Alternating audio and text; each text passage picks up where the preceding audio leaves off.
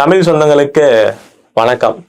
அண்மையில பார்த்திருப்போம், விசிக கட்சியோட தலைவரும் எம்பியுமான திரு தொல் திருமாவளவன் அவர்கள் கோர்ட்டு கொடுத்த தீர்ப்பு எதுன்னா, இந்த திருப்பரங்குன்ற விஷயம் இருக்கு பார்த்தீங்களா, விலக்கு ஏத்தணும்னு கோர்ட்டு சொல்லியிருக்கு, மதுரை கோர்ட்டு.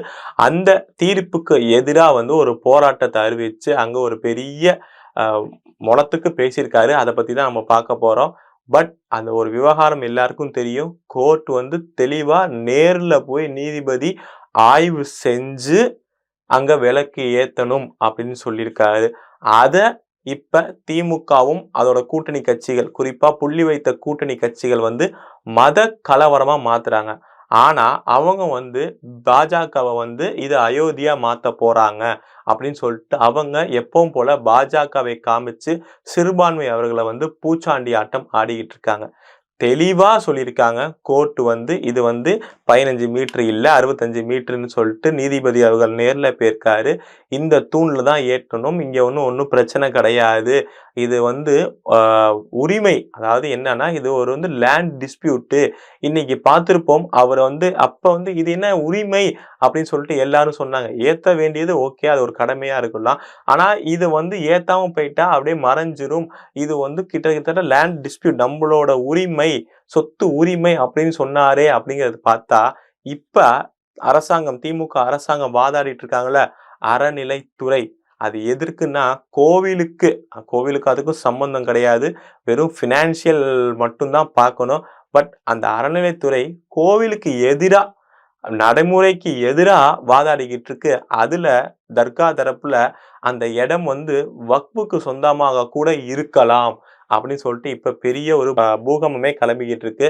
முன்னாடி அது தீபத்தூண் இல்ல, அளவு தூணுனாங்க. இன்னைக்கு அந்த தூண் தீபத்தூணு தான். ஆனா இது சமணர்கள் ஏற்றின தீபத்தூணுங்கிறாங்க. அதாவது பாவம், அவரே கன்ஃபியூஸ் ஆயிட்டாரு அப்படிங்கிற நிலைமையில தான் இப்ப திமுக இருக்கு. பட் இருக்கட்டும். இதை வச்சு மத கலவரம் தூண்டுவது பாஜகவா விசிகான்னு பார்த்தா, விசிகான்னு இல்ல, புள்ளி வைத்த கூட்டணி பார்த்தா தெளிவா தெரியும், இது புள்ளி வைத்த கூட்டணி மட்டும்தான். கோர்ட்டு தீர்ப்பை இம்ப்ளிமெண்ட் பண்ண சொல்லி பாஜக போராடுறாங்க. ஆனா அவங்க கூட இப்படி ஒரு மற்ற மதத்தையோ எதையோ கொச்சைப்படுத்தி பேசவே இல்லை. கோர்ட்டு சொல்லிட்டாங்க, நீங்க சொன்ன மாதிரியே ஒரு ஆளு போய் ஏத்திட்டு வந்தா கூட போதும்னாங்க.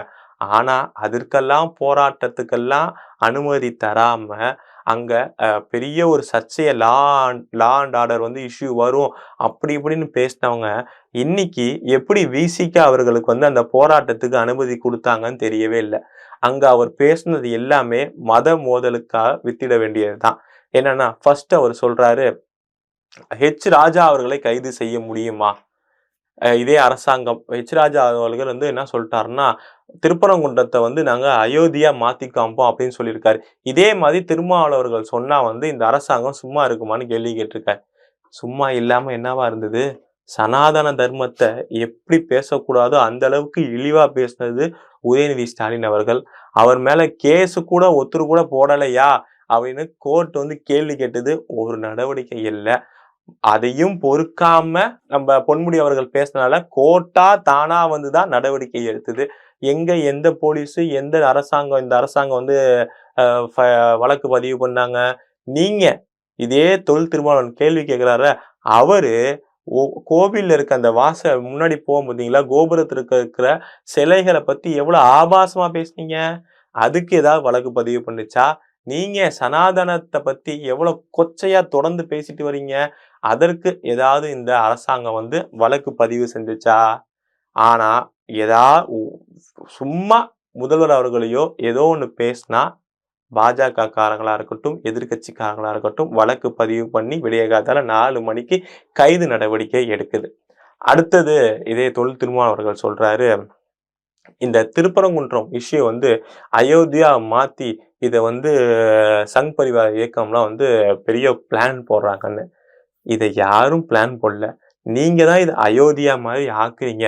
அயோத்தியாலையும் இப்படிதான். நீங்க கோர்ட்டு சொன்ன தீர்ப்பை நிறைவேற்றாம பெரிய பொய்யும் புரட்டும் கோர்ட்ல எல்லா ஆய்வாளர்களும், இவங்க சொல்லுவாங்க பார்த்தீங்களா, ஆர்கியாலஜில இருக்காங்கன்னு, அப்படிப்பட்ட வரலாற்று ஆசிரியர்ல இருந்து எல்லாரும் கோர்ட்ல வந்து கொட்டு வாங்கினாங்க. நாங்க நேர்லயே போல, நாங்க இது வந்து பார்க்கவே இல்ல, இதுக்கான ஆதாரம் இங்க கிடையாது. எப்படி இப்ப வந்து இந்த தீபத்தூண வந்து சமணர் தூணுனாங்களா, அதே மாரி அங்க இருக்கிற வந்து ராமர் கோவில் கிடையாது, அதுவும் ஜெயின் டெம்பிள் அப்படின்னு பெரிய பொய்யும் புரட்டும் நடந்தது. ஆனா கடைசியில எப்படி வாய்மையே வெல்லுங்கிற மாரி அந்த இதுல வந்து நீதிமன்றம் வந்து அங்க ராமர் கோயில் சொன்னாங்க. அதே மாதிரி கண்டிப்பா நீங்க பண்ற அரசியல் வந்து நீண்ட நாளைக்கு செல்லுபடி ஆகாது. நிச்சயம் இங்க வந்து தீபம் ஏற்றப்படும் அப்படிங்கிறது ஒவ்வொரு இந்துவோட நம்பிக்கை. அதற்காக ஒருவர் உயிரையே மாய்த்திருக்கிறார். அத பத்தி எங்கேயாவது பேசியிருக்கீங்களா? இதே தொல் திருமாவளவர்கள். சரி, அத பத்தி பேச வேணாம். நீங்க யார ரெப்ரசன்ட் பண்றீங்க? பட்டியல மக்களுக்கு நாங்க சப்போர்ட்டா இருக்கோம், அரணா இருக்கோங்கிறீங்க. அத பத்தி ஏதாவது வாய் தொறந்திருக்கிறீங்களா? திருப்பரங்குன்றம் இஷ்யூ பேசுறதுக்கு முன்னாடி அண்மையில ஒரு என்சிஆர்பி வந்து ஒரு ரிப்போர்ட் வெளியிட்டிருக்காங்க. உங்க கட்சியோட பொதுச் செயலாளர் திரு ரவிக்குமார் அவர்கள் வெளியில கூட பேசல. வெறுமனே எக்ஸ்ல போட்டு போயிட்டாரு. என்னன்னா, பட்டியல மக்களுக்கு அதிக எதிரான சம்பவங்கள் அதிகமா நடைபெற மாநிலம் தமிழகம் அப்படின்னு சொல்லிட்டு என்சிஆர்பி ரிப்போர்ட் வந்து வெளியிட்டிருக்கு. அத பத்தி எங்க பேசியிருக்கீங்க? ஒரு தோழமை சூட்டல் அப்படின்னு முன்னாடி ஏதோ பண்ணிக்கிட்டு இருந்தீங்க 1, 2 விஷயத்துக்கு. இப்ப அந்த தோழமை சூட்டல் கூட காணவே இல்லையே. பட்டியல மக்களுக்கு அதிகமான வன்முறை சம்பவங்கள் அதிகரித்துட்டே இருக்கேன்னு சொல்லிட்டு நம்பர்ஸோட போட்டிருக்காங்க. அத பத்தி எந்த வாய் திறக்க காணோம். ஏங்க வேங்கை வயலு என்ன சம்பவம் நடந்திருக்கு? இன்னி வரையும் யாரையாவது கைது நடவடிக்கை எடுக்கப்பட்டிருக்கா? அத பத்தி என்னைக்காவது நீங்க குரல் எழுப்பியிருக்கீங்களா? ஏதாவது ஒரு வாய் தொறந்து பேசியிருக்கீங்களா? இப்படி நீங்க இருக்கிறவர் தான் திருப்பரங்குன்றம் இஷ்யூல வந்து பேசுறீங்க. அதுவும் முழுக்க முழுக்க முழுக்க ஒரு சார்புக்கு சப்போர்ட்டா. எதற்கு? ஓட்டுக்கு. இப்ப நீங்க நினைக்கிற மாரி முன்னாடி சொல்லுவாங்கல்ல, முரசொலி மட்டும் படிக்கிற காலம் இது கிடையாது. சோசியல் மீடியா காலம். எல்லாரும் நீங்க என்னென்ன பொய்யான விஷயங்கள் பேசுங்க டக்கு டக்குன்னு போட ஆரம்பிச்சுட்டாங்க. அப்படிதான் இப்ப நீங்க மாட்டிக்கிட்டீங்க பாவம் திருமாவளவன் அவர்களே. என்ன சொன்னீங்க? இங்க வந்து சமூகமா வாழ்றோம். நாங்க அண்ணன் தம்பியா வாழ்றோம். முருகர் அப்படின்னு சொல்லிட்டு வேலு, கிரீடம்லாம் வந்து எடுத்துக்கிட்டீங்களே. இதே முருகரை பத்தி கொஞ்ச நாளைக்கு முன்னாடி என்ன சொன்னீங்க? அது எப்படி? ஒரு தகப்பன் ஒரு அம்மாவுக்கு பொறந்தவர் வந்து ஒருவர் வந்து தமிழ் கடவுள், ஒருவர் வந்து ஹிந்தி கடவுளா இருக்க முடியும். இந்த தமிழ் கடவுள் அப்படின்னு முருகனை கொண்டாடுறதே இந்த சனாதனவாதிகளோட பெரிய திருப்புவாதம் தான். அத கூட நம்ம ஏத்துக்க கூடாது. அதுல நம்ம வலிக்கு விழுந்திருக்க கூடாதுன்னு இதே முருகப்பெருமான் அவர்களை நீங்க தமிழ் கடவுளா ஏத்துக்க கூடாதுன்னு பேசுனீங்க. ஆனா இன்னைக்கு அந்த முருகப்பெருமானோட வேலையும் கீடமும் வாங்கிக்கீங்க. யாரு ஓட்டுக்காக மாத்தி மாத்தி பேசுறா? யாரு நடிக்கிறா? இது என்ன சொன்னீங்க? பிஜேபி சங் பரிவார்களா இந்த திருப்பரங்குன்றம் இஷ்யூ வச்சு இங்க உள்ள வர முடியாதுன்னு. நீங்க முதல் எம்எல்ஏ ஆனதே இவங்க கூட கூட்டணியில வச்சுதான். திமுக, பாஜக, விசிக, சரிங்களா? அதுலதான் முதல் தடவை நீங்க எம்எல்ஏ ஆனதே. அப்பயே அவங்க எம்எல்ஏ ஆயிருக்காங்க. அதுக்கு முன்னாடி உங்கள மாரி வந்து கட்சிய அடமானம் வச்சோ, ஒரு சிம்புல கூட உங்களால நீங்க மட்டும் தான் உங்களோட பானை சிம்புல நிக்க முடிஞ்சுச்சு. வேற யாராலயும் நிக்க முடியல. அப்படி இல்லாம பிஜேபிங்கிற அந்த தாமரை சிம்புலே இல்லாம தனியா நின்னு ஜெயிச்சிருக்காங்க இதே சங் பரிவார்கள் கூட்டங்கள்.